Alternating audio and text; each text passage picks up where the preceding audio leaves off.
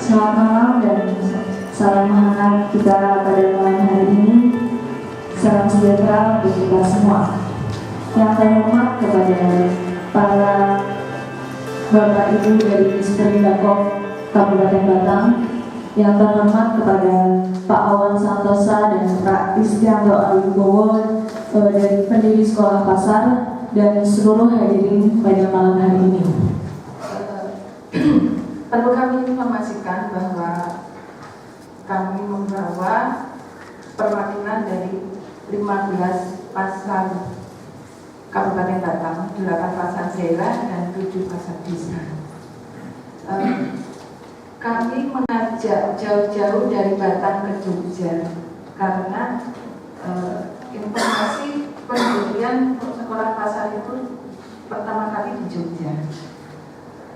Untuk lebih mengenal berarti harus langsung datang ke sini karena bertujuan juga ingin langsung melihat percontohan sekolah pasar.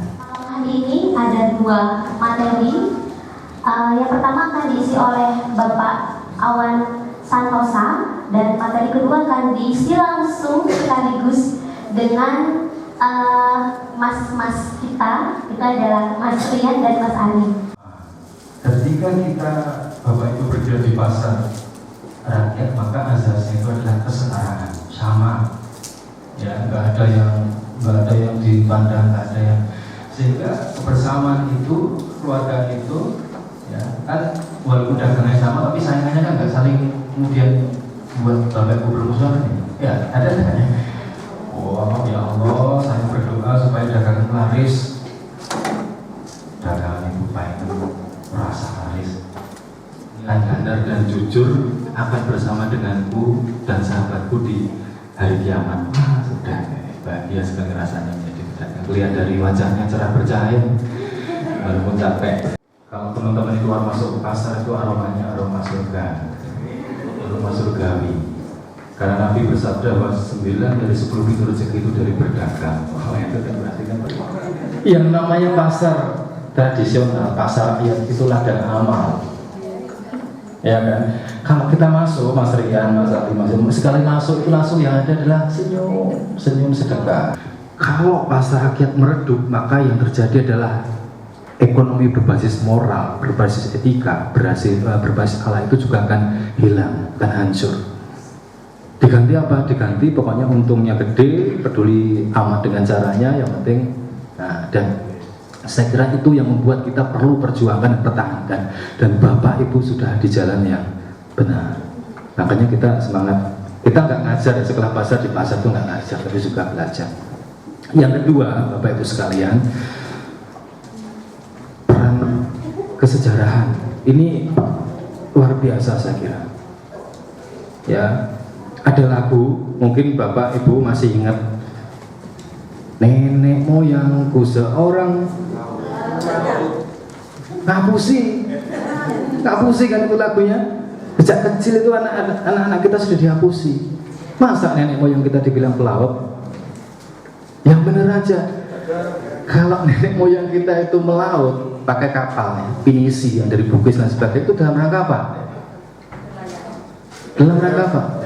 Dalam rangka berdagang. Jadi nah ini Bapak Nero, kalau sekali lagi salah nilainya 8. Assalamualaikum warahmatullahi wabarakatuh. Waalaikumsalam. Terima kasih atas waktunya untuk kita bersaing berakal bersama atau berbicara yang sangat mendasar. Untuk kali ini saya adalah pedagang atau mewakili pedagang warung masak Batang. Di situ kita bersyukur pada Allah Subhanahu wa Ta'ala bahwa kali ini pasar saya sudah dibuatkan oleh atau dibangun oleh pemerintah yang tidak sedikit nilainya. Itu sudah menjadi pasar yang baik, nyaman, dan bagi bangunannya seakan-akan sukses. Tapi kendala yang kami ketahui di dalam penataan kelompok itu sendiri belum bisa tertata. Yang kedua, karena masuknya rentenir itu yang sangat saya khawatirkan itu pedagang-pedagang kecil yang mulai rezekinya itu syukur malah yang utang. Itu di tempat saya yang terjadi. Maka Nah ini ada yang saya pertanyakan, ada dua. Yang pertama masalah pasarnya merebut kedaulatan. Yang pertama kedaulatan itu apa maksudnya? Yang kedua bagaimana cara merebutnya?